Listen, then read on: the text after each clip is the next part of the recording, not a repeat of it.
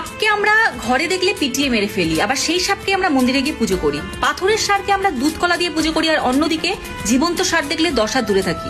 মাটির দুর্গার সামনে আমরা হাজার হাজার টাকার ভোগ লাগাই, অথচ সেই দুর্গার সামনেই একজন ভিক্ষা করা দুর্গাকে আমরা অবহেলা করি।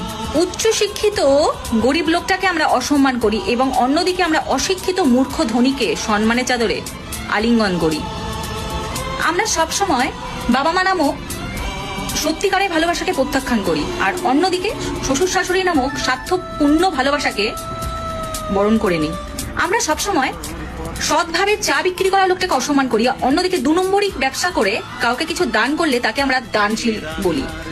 আমরা খেলনা কুকুর টাকার বিনিময়ে আমরা কিনে নিয়ে আসি, আর অন্যদিকে জীবন্ত কুকুরকে বাইকে চাপা দিয়ে মেরে ফেলি। একটা কথা সবসময় মনে রাখবেন, দাড়ি টুপি পরে যেমন হুজুর হওয়া যায় না, ঠিক তেমন কপালে তিলক ঠেকিয়ে সাধু হওয়া যায় না। অ্যাকচুয়ালি